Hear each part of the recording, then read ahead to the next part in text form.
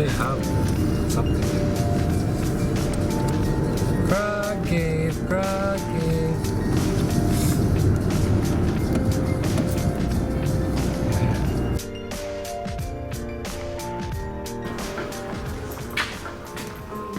What's up, guys? What's up, guys? Whoa. Wait, just that back. Mama, Papa, there's a dinosaur on there. Yeah, there is. This is like a. That's why there's cake. This is exciting. That's Can't why. wait. So let's go. You don't need to take the box out. Whatever. Be good. The CRAG CAVE. Papa, Thank you. They have this nice one.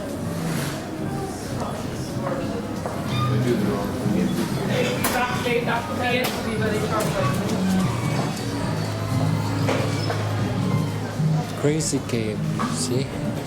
They have a crazy cave.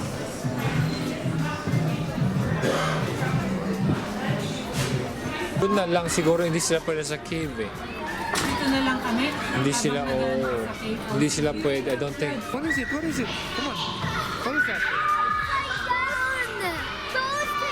Look, and there's holes in it, and then it floats Really? by air. Really? I'm serious. It does. What happened? It flies by air. Really? And It's look, hovering. and I slide down there. Come on. Okay, go, go, go, go.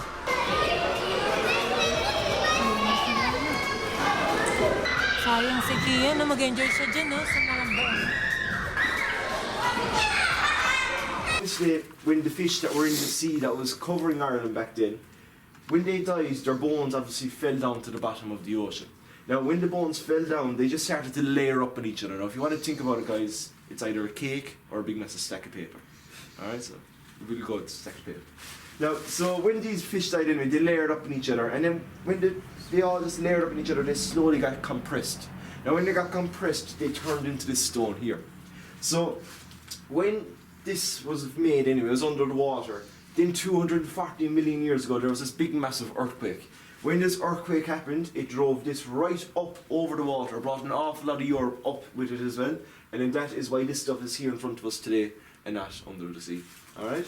Now, so one special feature about this rock, after a period of time, after it's kind of like cured, if you'd like to say that, so kind of like cement once it's gone off, like so once it's properly turned into this limestone here, is that it becomes a very water permeable rock. So guys, that's one very sciencey way of saying that this is one big massive sponge.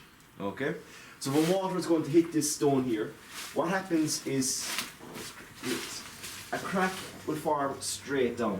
Now what that crack actually is the water sawing its way through the rock. So it's gravity taking the water down through. But then if you ever see a crack that goes straight across, like this one here, so what's actually happened there is after the water goes down through the rock, some of it starts to pool together in a little pool of water. Now when these pools of water form, then we get a cave. Because what happens from those pools of water is we get little tiny underground rivers. Alright? So when these rivers start to flow, they go straight down through the rock.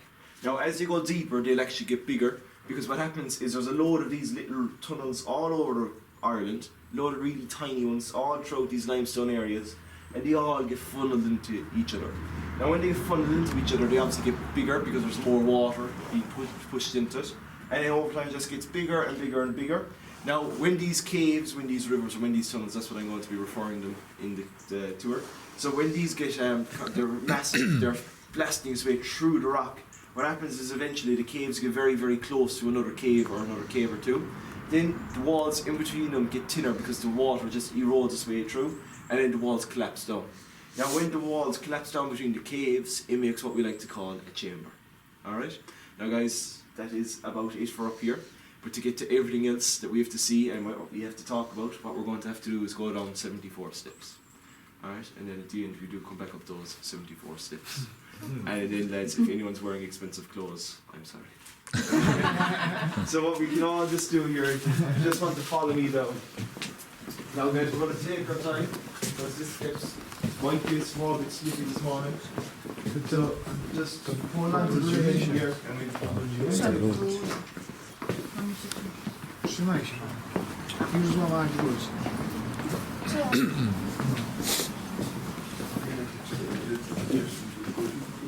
Co?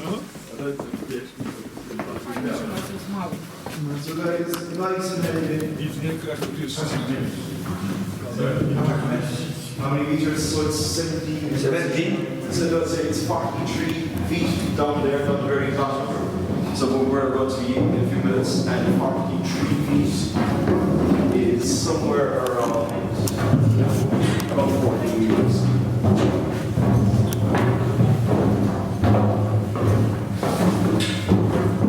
Yeah, so guys, just take your time there as you walk down through.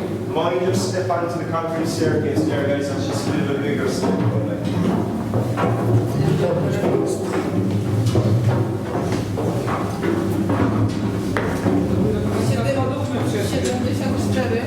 Dopiero przyszliśmy 20.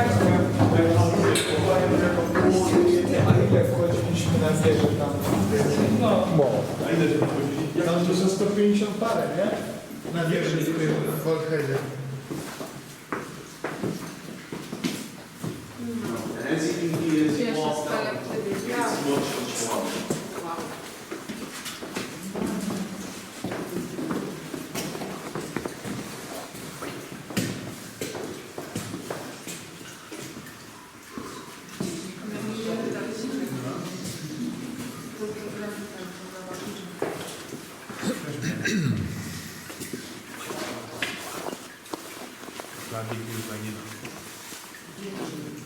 Ładny kot.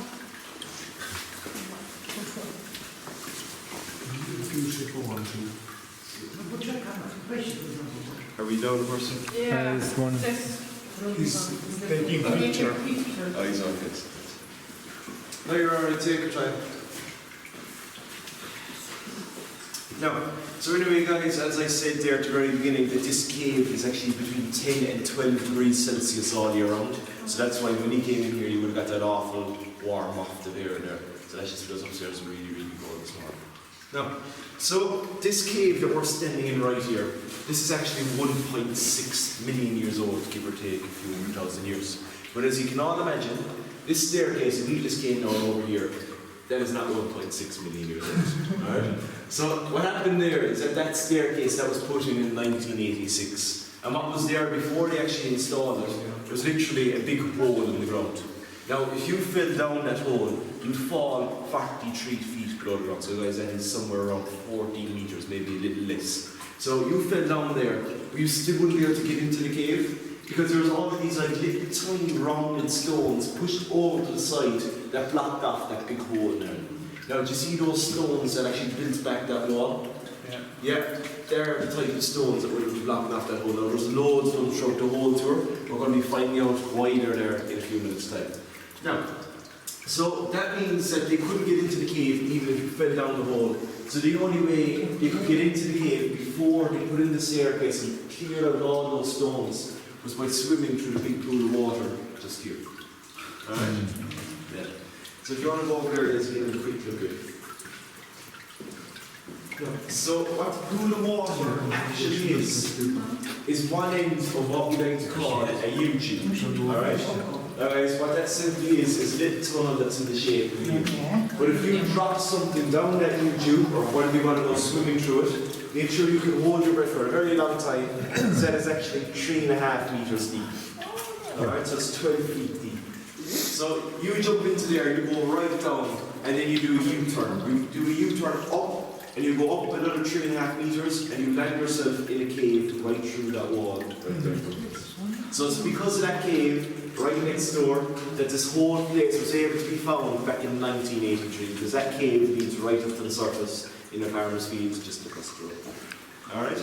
Now, so guys, would any of you like to ask me a question about anything that I've said so far? No. How was it discovered again? How was it discovered yet? So a man actually swam through there, so we're actually going to talk about the discovery. Oh, right. So I just like check up here so everyone can understand it. So guys, you can all understand my accent as well. Yeah. Yeah. Perfect. That's right. So I'm just selling a Kerry accent, and my mother says I'm a waterlogged. So. So, the very first person that ever stepped foot in this cave that we know of, his name is Martin Farr. Now, Martin Farr is actually a Welsh cave diver. So what was happening is the cave that's through the wall there was a man exploring it. Now, the man that was exploring the cave next door, guys, his name is John Gunn. He's a hydrologist from UCC. The only reason why he was in the cave is that there was like a water studies test going on in Castleisland back in that time. So he was just looking around the cave, making sure there was nothing that could taint the water in Castleisland. So he was looking at the cave, and then he got to the very end of it. Now, why we're not in that cave next door is only 400 metres long, so it's very, very small. There's nothing for us to see either. So he got to the very end, and he seen a pool of water very similar to that one there. Yeah. So what he did is he dropped the stone down there. He seen it went down. He actually seen that it disappeared after a few feet, that he couldn't see anymore. So this just intrigued him, thought that might be a tunnel. So he invited a few of his friends down, so a few geologists, a few professors. They all looked around the cave, and they all came to the same conclusion that that pool of water that's on the other side there, that must be a tunnel. So what happened is he invited Martin Farr to come over. Now, Martin Farr was supposed to be world renowned back in the 1980s, and he had to look around the cave as well and said, yeah, that's a tunnel. So I'd like to use two words to describe Martin Farr. That's brave or insane. That's just because he landed with all his scuba gear on him and he jumped into the pool of water from the other side. So he didn't know where he was going, didn't know what he was doing. He jumped in and he sank right away down to the bottom. He sank down, and once he hit the floor, once he would have hit a few of the walls or something like that, he would have kicked up all of his dirt and all of his sand that was gathering there for hundreds of thousands of years. That means he couldn't see a thing when he was in the pool of water. So he got right down to the bottom. He hit the floor, and he actually ended up dragging his way through the rest of the tunnel. So when he was at the bottom, you could actually feel the U-turn, mainly because a U-tube is more like a V than a U. So it's a really sudden U-turn. So he was able to drag his way back up this side. Then after doing that, he was standing right here where we are. He was shining his light down here, just like this. Okay. So Martin Farr was the very first person to ever step foot in this cave, and he went on to name this little place that you can see here in front of it, Divers Delight. Alright? Now, so guys, would you like to ask a question about Martin? Like why was he in the mental hospital and something like that? Did he have any special? He did. He had scuba gear and oxygen tanks and stuff like that. So it would more than likely would have been a thermal scuba suit, just because the water couldn't be cold, so it'd just be about safety. Okay. Now, so guys, so what we're looking at is somewhere around 13 to 15,000 years ago. So this massive thing. So it's still really, really young for its size. But what's going to happen there is if we came back in about 10,000 years' time, we're not going to see a stalactite and a stalagmite, because what's going to continue to happen is that they'll be connected. Yeah? So the stalactite here and the stalagmite there, they're going to keep growing. Now when they keep growing, they're going to meet in the middle, and then that makes what we like to call a pillar. So some people like to call them a conduit. Something like that there? Yeah. So if you do want to come back, guys, in 10,000 years' time, you can see a massive pillar. We try. Yeah, try that. Sure, you can pre-book it anyway. Then if you don't want to wait that long, as we just pointed out there, it's very small on this foot there. Okay, so we're going to get a close look at that there for just a few minutes. These are all really, really small stalactites. Alright, so they're all over this cave, guys. Now, we're going to be finding out a little bit more about these very small stalactites. So you can just hold up your questions just for the stalactites, otherwise I'm just going to spoil it for you, okay? So there's just something about the growth that you're going to see, you're going to notice that when you go through those really, really small stalactites, but then you're going to see like bigger stalagmites to the really small stalactites, and you'll be finding out why at the very end. Okay? Now, so a stalactite and a stalagmite, guys, that's simply called a dripstone feature. So that's just because the water drips to make it. But then if you see something that looks like a frozen waterfall or like a load of like plaster, just like thrown up on the side of the wall, that's simply called a flowstone. Alright? So if we just look right there, so do you see the way there it's like wax or something like that just poured over the side of that wall there. And then also we've that massive thing up there that looks like a frozen waterfall. That up there, guys, there are two different flow stones. So what's happening there is that when the water was coming out of the top of the crack up there, as the water flowed over the side of the wall, instead of the calcite being left behind from the water on the opposite side of the ledge, sometimes it was just stuck onto the side of the wall. And then the very same thing happened here. The water would be flowing a bit faster, so it would be more like cascading down like a waterfall. And you get to chasm because we get stuck onto the side of the rocks, sides of rocks and stuff like that. Okay? So guys, would anyone like to ask a question about anything like that? No? So guys, if you do, again, don't be afraid to share. Yeah, so we're just going to make our way up the steps here. Now, take your time.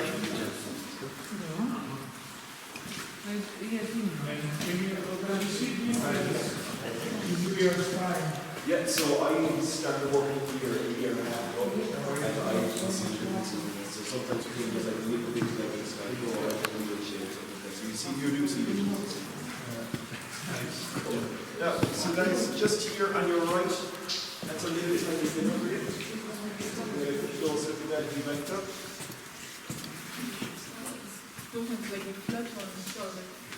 Yeah, so that's another feature, so I'll be talking about that there in a few minutes.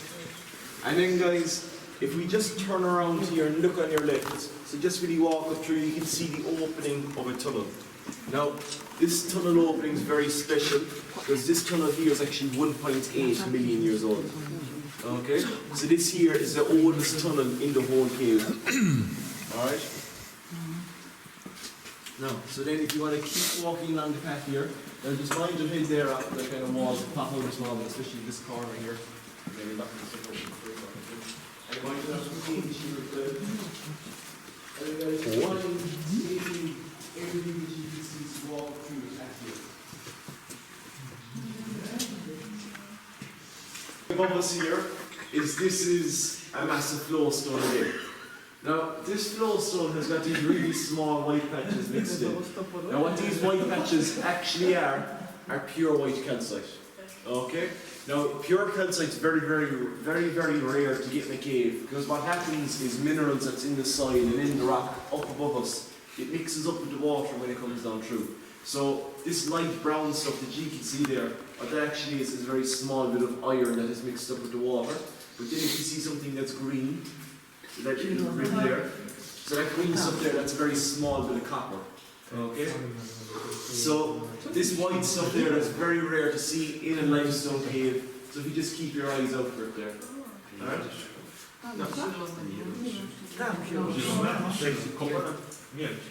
Now guys, so do you see that weird looking stalactite there just popping off the side of the ledge? Now what this stalactite actually is this is what we like to call a defective stalactite. Now the reason for it is when the water was flowing over the side of the ledge there, sometimes it didn't always drip straight down, sometimes it layered back along the inside. So then that makes that weird looking tube shape.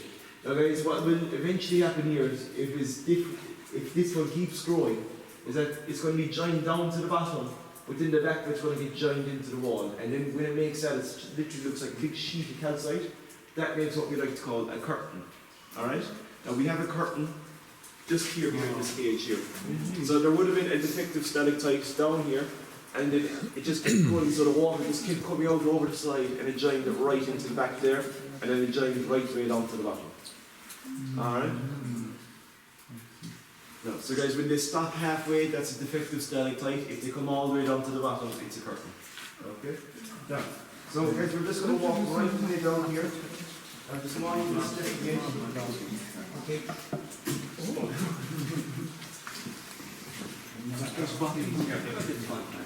Te wszystkie pielgrzymki, co on mówi, to ty była papelką mówisz.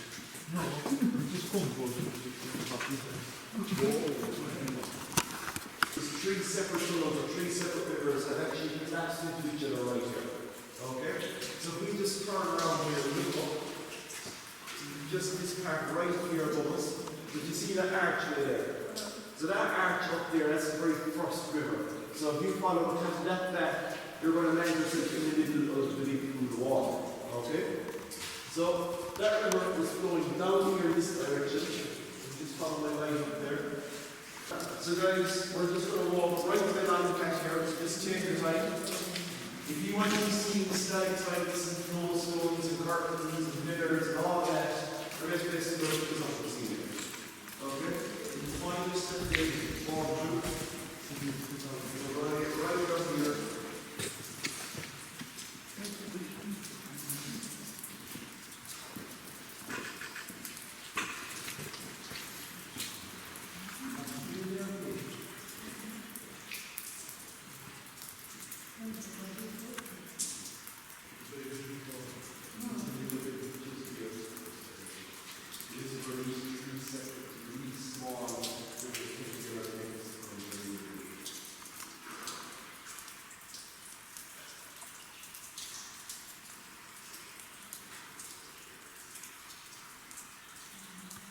That one.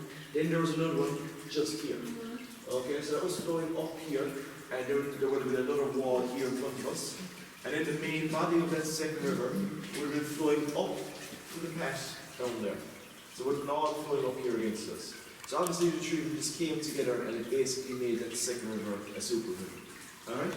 Now, so guys, do you know that waterfall flows? Why this place is called the kitchen is if we just look here, what we have there is a big bottle of wine for it.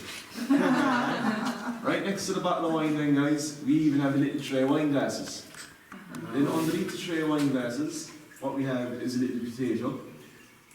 Then up there in the ceiling above the potato, we even have a carrot and a parsley. So that's what you bring your dinner plates there. Then underneath the carrot and parsley, we actually have a big massive cheese pizza going right the way along there, with all the cheese melting up over the side, so someone obviously drops to the front stage. Then if we get over here to this part on your left, we have a little tiny garden of mushrooms down there. Then up there in the ceiling, above the mushrooms, that's a big massive ceiling full of spaghetti and lollipop sticks. Then right there in the back, what we have is kebab on a spit. So that's last night was Saturday night. The town was absolutely chocker. If he came back here, this place was hopping. No. So if we just walk right way along the patch here again, and we can get out into this garden.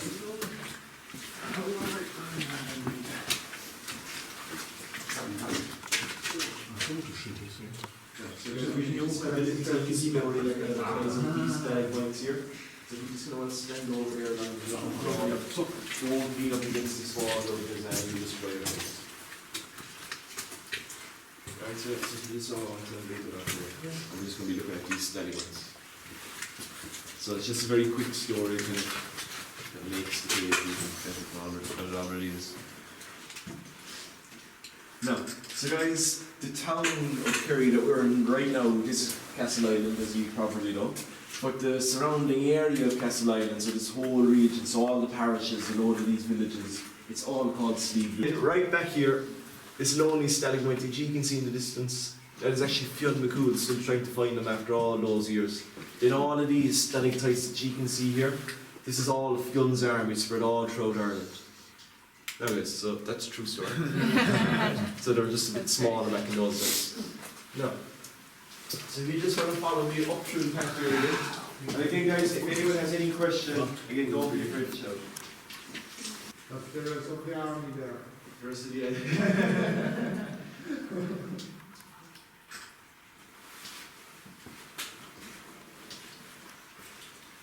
Okay. So guys, if we just look down the left here. So guys, this part down here in front of us, this is what's called the Crystal Gallery. Now the Crystal Gallery is by far the most beautiful part of the whole cave. So why it's called the Crystal Gallery though, is the ceiling above us here. It's all this very thick layer of pure calcite. Now as I said before, pure calcite is very rare to get in a small patch, so to get in this much of an expense, as you can see it goes right way down there, and off on either side, it's actually really remarkable. So you might see these one or two really light brown patches mixed in there, so that part there properly, and then there's another one down there somewhere. They've actually kind of overlooked them because the amount of pure calcite that's actually here just kind of outnumbers it. So they've actually declared this whole part, as you can see, an area of pure calcite. Okay?